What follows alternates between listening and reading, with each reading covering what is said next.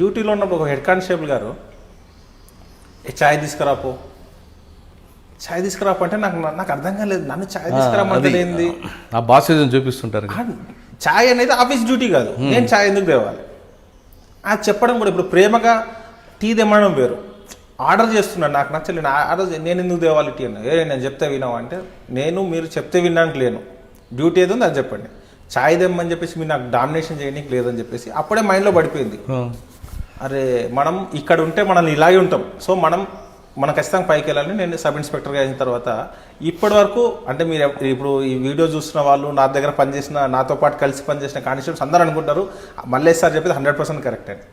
ఉద్యోగం చేసినప్పుడు నేను ఏ రోజు కూడా కానిస్టేబుల్ అంటే ఆయన ర్యాంక్ తక్కువ అని నేను ఏ రోజు అనుకోలేదు. అంటే నేను అనుకునేది ఏంటంటే, నేను జనరల్గా నమ్మే సిద్ధాంతం ఏంటంటే, ఏ వ్యవస్థ అయినా సక్సెస్ కావాలంటే ప్రతి వ్యవస్థలో కొన్ని ర్యాంకుల వ్యక్తులు ఉంటారు. కానిస్టేబుల్ ఉంటారు, హోంగార్డ్ ఉంటారు, హెడ్ కానిస్టేబుల్, ఎస్ఐ, సిఐ, రకరకాల ర్యాంక్ ఉంటారు. వీళ్ళందరూ పనిచేసేది ఏంటి? సంస్థ యొక్క లక్ష్యాన్ని రీచ్ కావాలి. సంస్థ యొక్క లక్ష్యాన్ని రీచ్ కావడానికి ఒక్కొక్కరికి ఒక్కొక్క వర్క్ ఇస్తారు అంతే తప్ప హోంగార్డ్ అనేంత మాత్రాన ఆయన సంబంధం లేదంటే కాదు కదా.